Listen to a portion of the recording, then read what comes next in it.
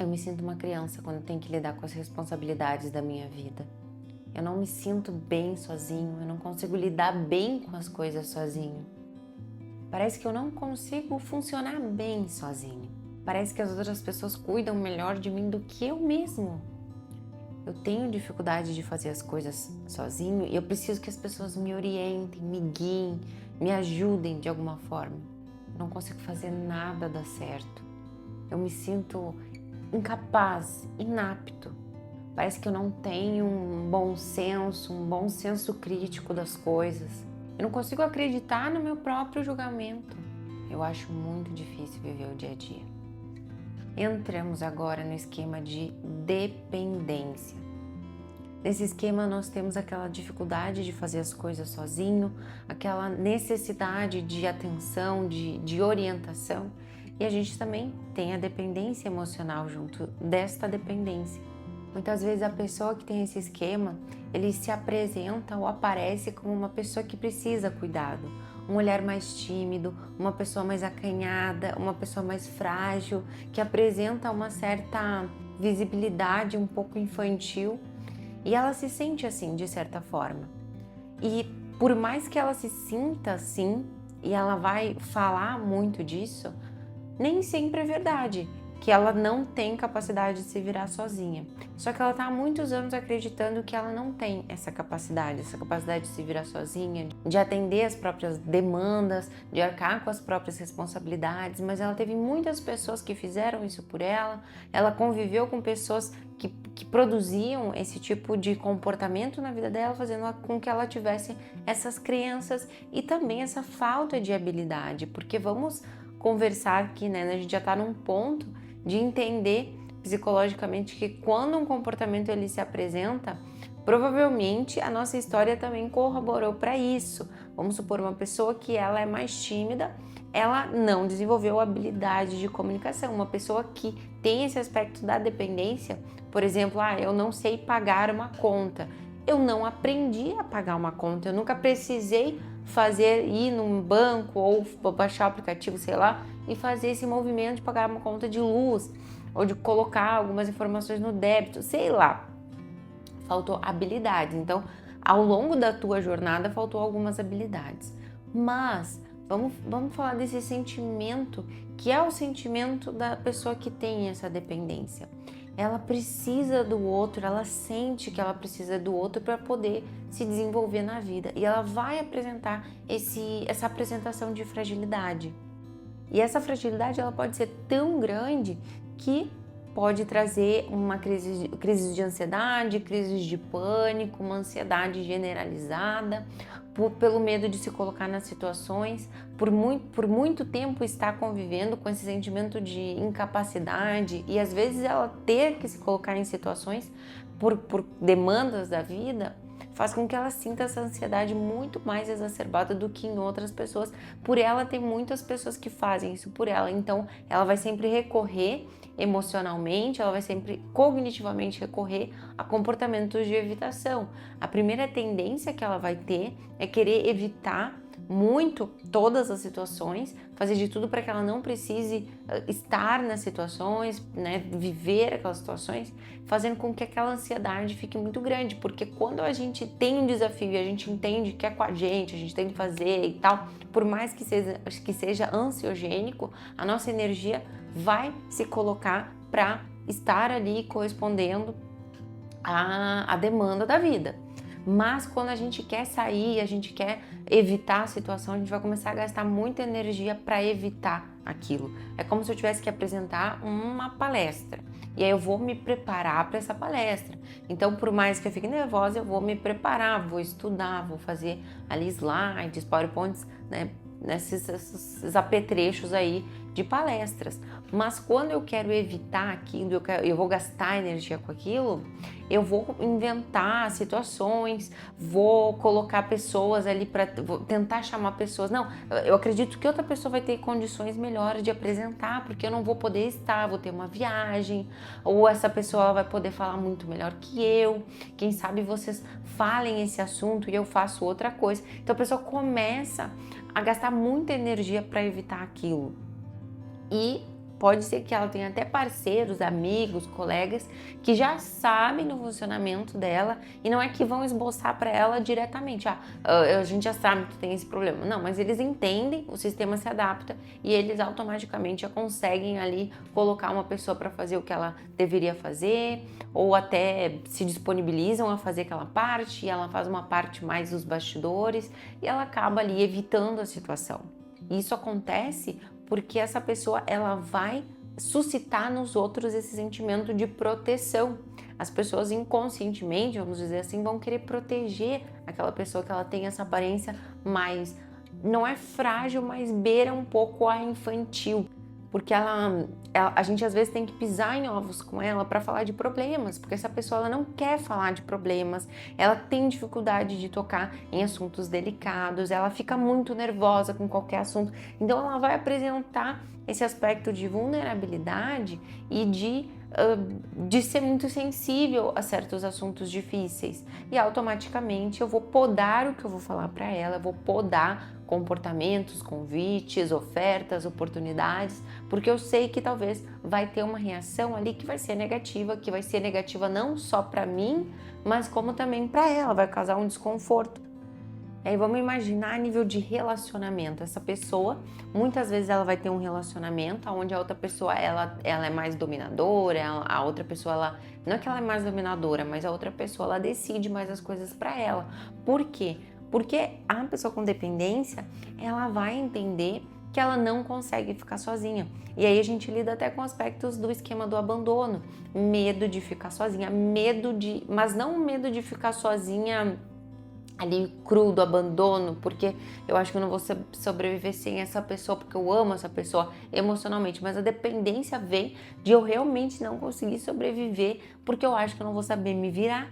E às vezes ela pode até suportar situações porque ela se torna demandante e ela acaba suportando situações com esse medo do abandono, suportando situações humilhantes. Essas pessoas elas podem sofrer humilhações, as pessoas ficarem bravas com ela e falar um monte de coisa, né, pela dependência que ela tem, e ela vai aguentando por achar que ela não tem capacidade de sair desse relacionamento, de viver uma vida livre ou de viver uma vida autônoma.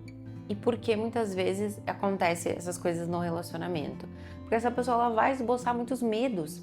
Ai, tenho medo disso acontecer, tenho medo daquilo, eu preciso que tu esteja comigo e vai que isso aconteça, e se eu ficar muito nervosa eu vou ter ataque de pânico e tal. Então, no início, aquela pessoa ela vai querer cuidar, proteger, mas aos poucos ela pode ficar mais sobrecarregada, ela pode ficar mais irritada com esse tipo de coisa e acabar girando ali e acabar se tornando ofensiva, até sobrecarregada, como eu falei, ela fica irritada com a situação. Mas obviamente aquelas pessoas que ficam num relacionamento independente do lado que tu está, se tu é do lado dependente ou do lado que ajuda, que protege e tal, essas duas pessoas elas se beneficiam dessa relação. Então não tem o bonzinho nem o malzinho. Provavelmente essa pessoa que tem que proteger ela também recebe um benefício dessa relação pela dependência do outro. Eu posso falar o que eu quiser, eu sei que essa pessoa nunca vai embora, porque se eu deixar ela vai se matar. É comum essa frase sair da pessoa ali que tem que proteger a pessoa com dependência. Mas olha o quanto é prejudicial nos relacionamentos. Porque de um lado nós temos ali a pessoa que pode estar com a outra pelo medo de ficar sozinha e não dar conta, e a outra estar ali com medo da outra não dar conta. Vamos dizer, com pena, se eu largar ela, ela vai se matar. Se eu largar ela, ela não vai saber o que fazer da vida. Eu não sei o que vai ser dela.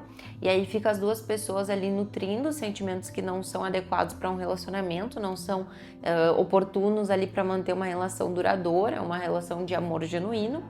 E os motivos são errados. E além dos motivos serem errados, causa uma dependência muito forte.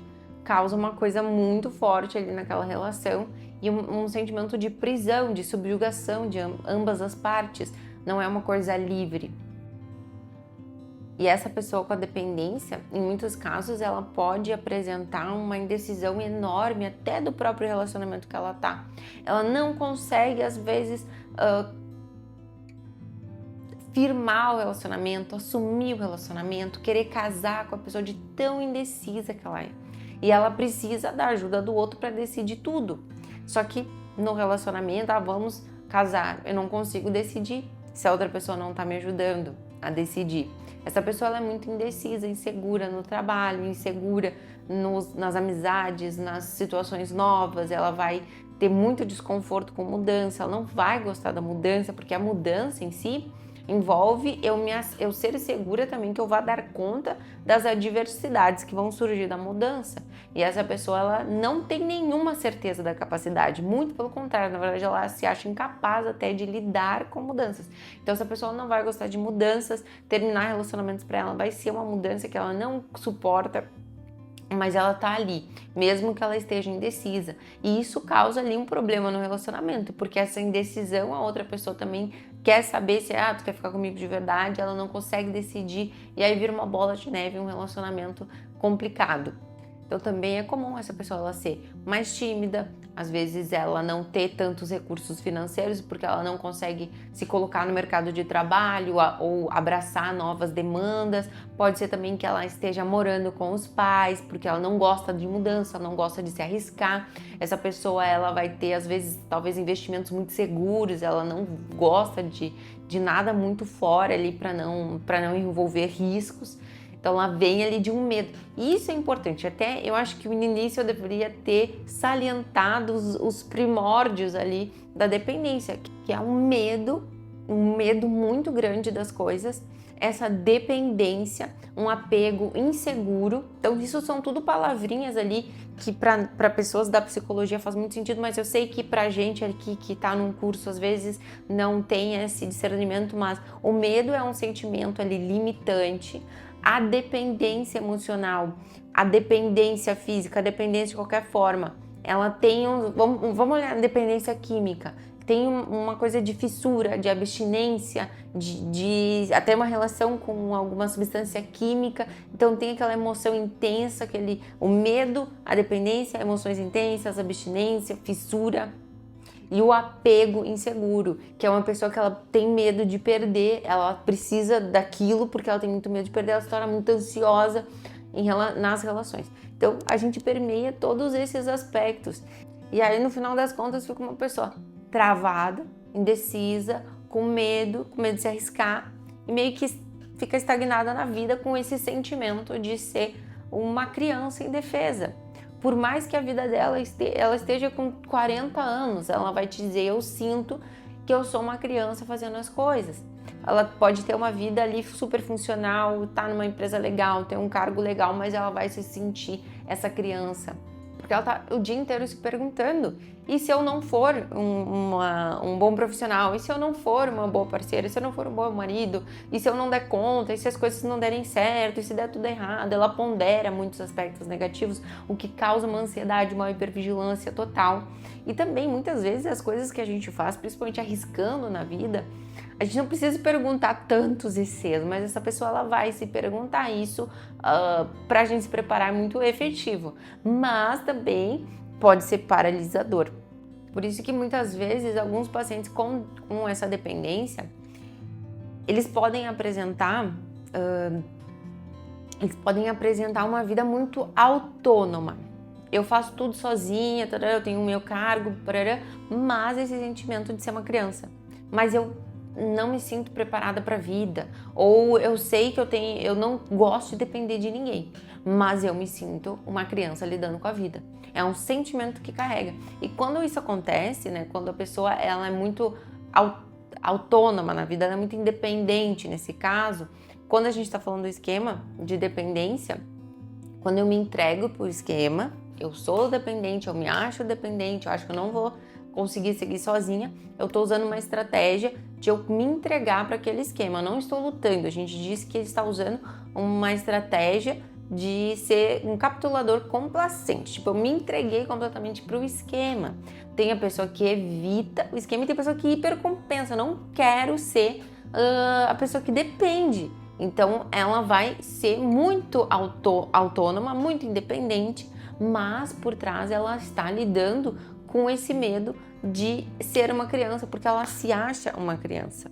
E como que a gente evita, e como que a gente usa a estratégia de evitação?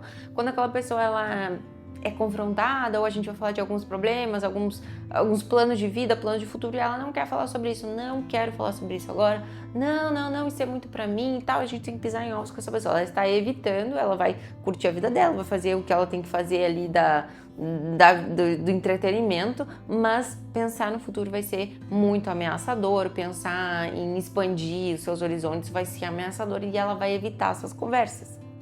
Então, para quem vive esse esquema, a vida parece difícil. A vida parece uma coisa desafiadora para ela.